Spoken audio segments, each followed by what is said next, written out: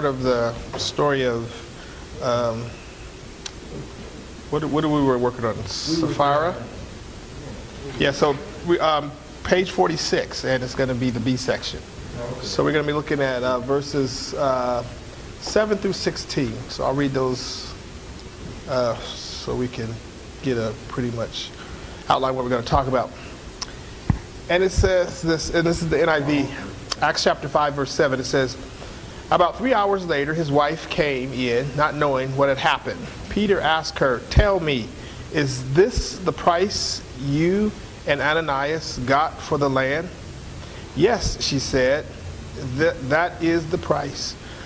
Peter said to her, 'How could you conspire to test the Spirit of the Lord? Listen, the feet of the man who buried your husband are at the door, and they will carry you out also.'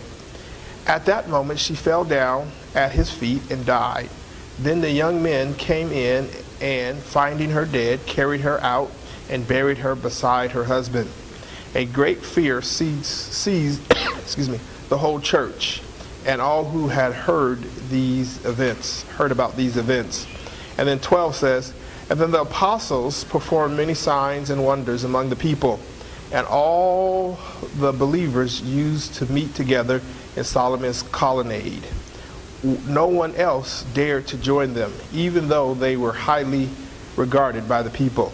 Nevertheless, more and more men and women believed in the Lord and were added to their numbers. As a result, people brought the sick into the streets and laid them on the beds and mats, so that at least Peter's shadow might fall on some of them as he passed by. Crowds gathered also from the towns around Jerusalem, bringing their sick and those who tormented by impure spirits, and all of them were healed." All right, so we're going to look at in one story. We're going to start as a result of the other story, but we're going to look at how does the church handle discipline and miracles? How does the church handle discipline and miracles? So two opposite kind of things working together today. So just to get us started with some conversation, can we name some negative activities by members that you think needs to be confronted quickly in the church? So if you see these behaviors in the church, that they need to be quickly handled. Some things you can let fester or whatever, but there's certain things in the church that you see that just need, and when I'm not saying this church, I'm just saying church in general, that you see in a church that needs to be handled quickly. What are some of the things that you imagine? All right, so gossiping may be one. Well, yeah, and then you got, like, some people get a little upset, that's why. Like, I had a cousin that, well, the reason he said he left somebody sung his song when he came back, he had been missing in action. Then he came and he said that somebody, the Gloria, was singing his song. Okay, but it's kind of like childish. I always call that's a sign of faith in Christ to me. Yeah. You know what I mean? With somebody, yeah.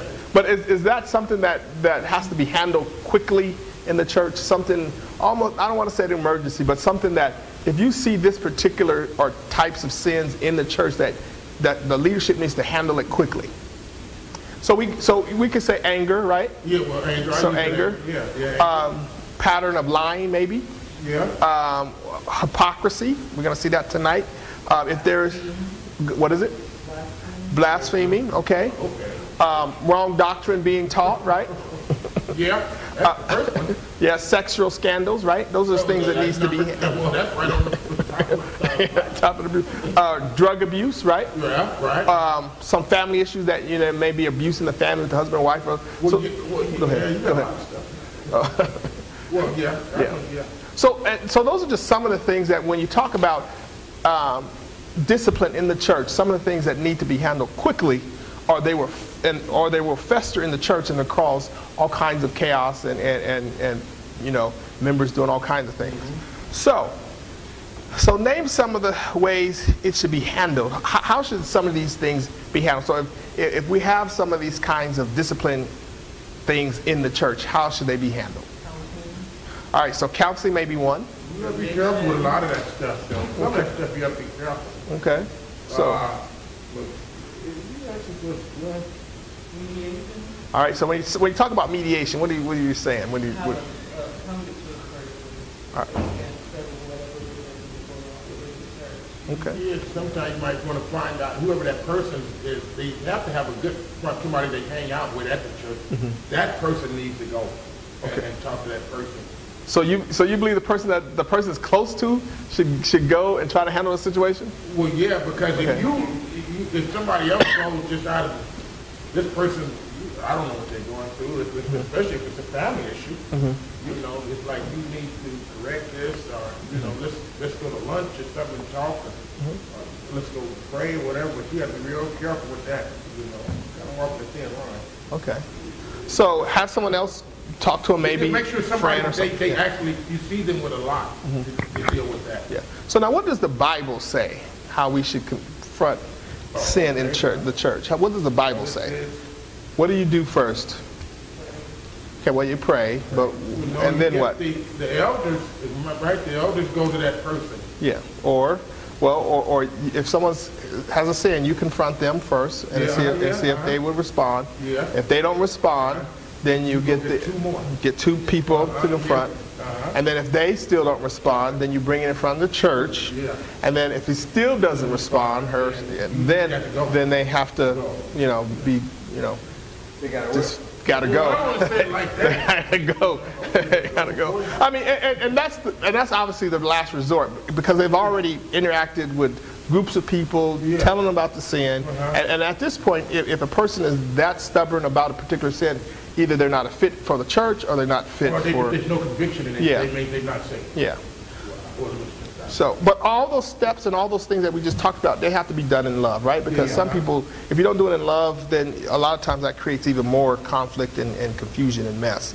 But, and we're going to see some of this kind of discipline in these particular scriptures that that I just read and we're going to look at together. So, and one more thing when we talk about discipline, is there a difference in how discipline is played out between, let's say, leadership and non-leadership in a church? Like if the sin is being done in a church, is the difference between leadership, and what is that difference? Well, this is something the way it's handled, which is the leadership. Mm-hmm.